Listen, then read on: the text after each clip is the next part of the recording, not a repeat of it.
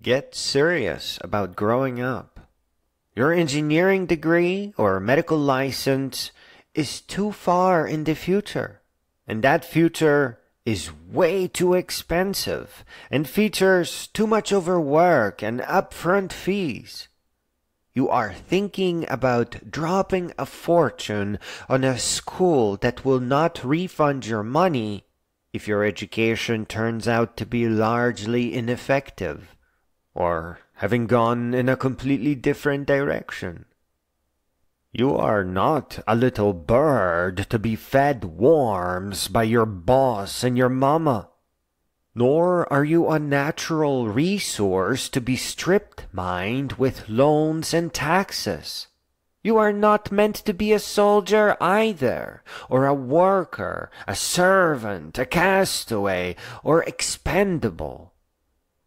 You have been made poor on purpose, to serve as a small cog in a low-effort economy.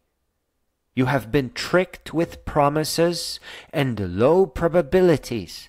For one, it is not possible to pursue happiness. It's not something you can discover or manufacture.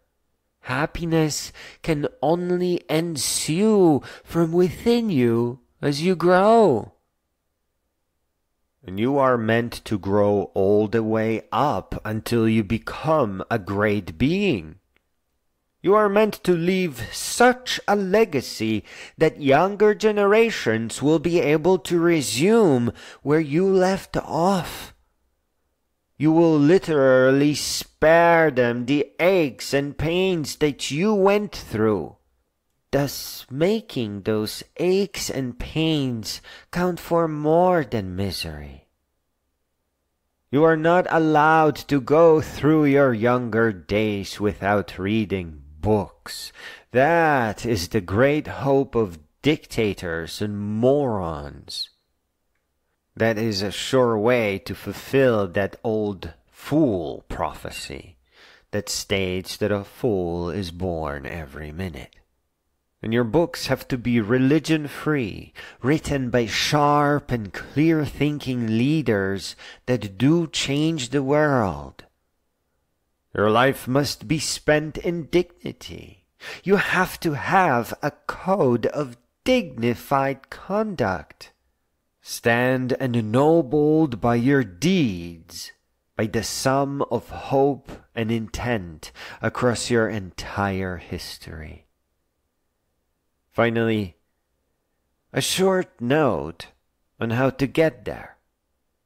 Unless you have a wiser idea that will push you away from poverty sooner, spend your teenage days learning programming.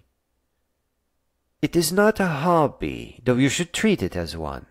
And it is not for nerds, though you will have to become one.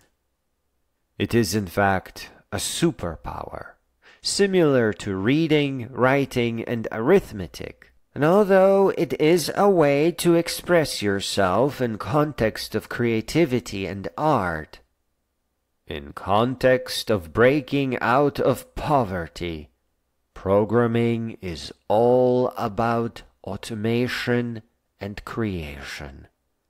You write a program that will guide artificial intelligence to create all your companies.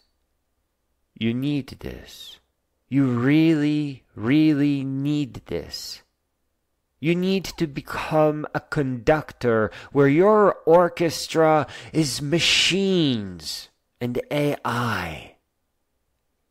Beyond that, you need to learn to make applications.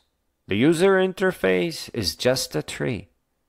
Make programs, often as simple as a state machine, where what the program can do is protected by what state it is in.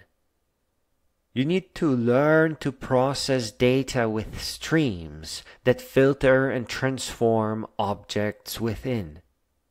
All of this is really easy. You just have to put your foot in the door by searching the internet for tutorials.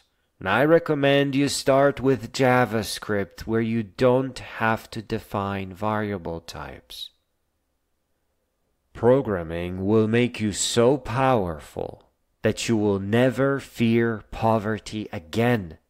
And I recommend that your first business is a school where you help others learn programming. And of course, you still need real education. To this end, please understand that teachers are able to get away with ineffective education because they are scaring you with bad grades, bad GPA, and by extension, a ruined future. Coercing you into cramming is not education. That is fraud. You are being sold out for an easy paycheck. You can't learn anything when you are stressed out. Learning means connecting with your curiosities, and you can't do that when you're scared. I think the best start there is hiking while listening to narrated books. Being out in nature, where things are much simpler, opens up your mind to learning from great beings, to comprehending what you are hearing from a book. More than that, all the great books written by clear-thinking authors represent your intellectual inheritance, your inheritance that has been denied to you with ineffective education. Please, please, pack for the great trails and listen to books written by or about great beings and clear-thinking non-religious intellectuals. It is not just about their wisdom and experiences. You have to inherit their culture, the culture of greatness. In a word, you have been betrayed. And you have to accept the responsibility for your own profound and authentic education. Don't blame the adults. If you press them, all they will do is whimper, "How were we supposed to know?" And there is one last thing. You have to understand and honor that in the absence of authentic teachers, you must become a teacher.